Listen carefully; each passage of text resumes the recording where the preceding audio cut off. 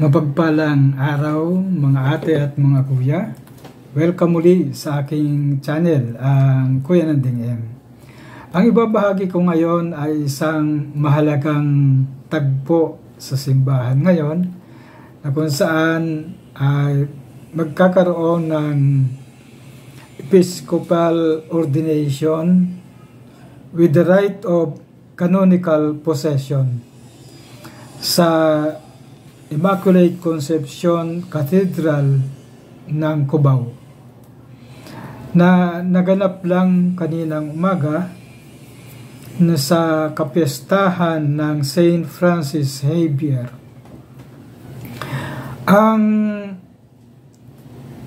itinalagang bagong bishop ng Cubao ni Pope Francis ay si Father Elias Ayuban Jr., isang Claretian father. Si Father Elias ay siyang unang misyonerong pari to take the role of the 21st year old diocese.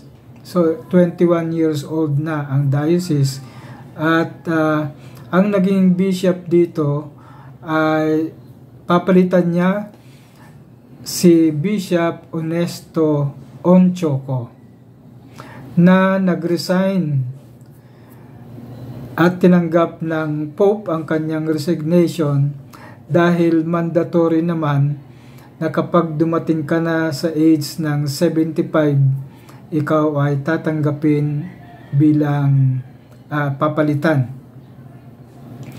Si Father Elias ay naging provincial superior ng mga Claretian missionaries in the Philippines noong 2019.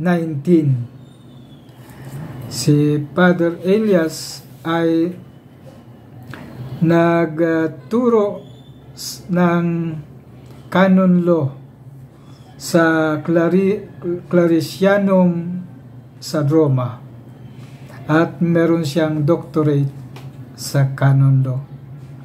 Ang pagkatanggap niya ng appointment na sabi niya sa Papa, ako po ay isang lowly servant. Ayon sa kanyang mga binibitawang salita, ang pinapahayag niya ay ang Cubao is a missionary church. Kaya susundan niya ang pagiging missionary ng simbahan ng Cubao. At unang gagawin niya ay makinig. Makinig muna sa mga kaganapan, sa mga pari, sa kalagayan ng komunidad, at upang makinig din sa synodality ng simbahan. Napakagandang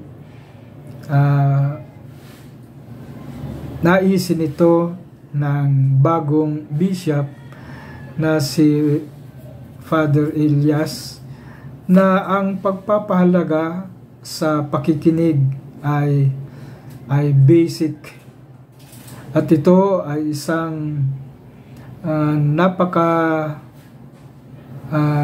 halaga at pagiging bukas sa paglalakbay sa mga tao.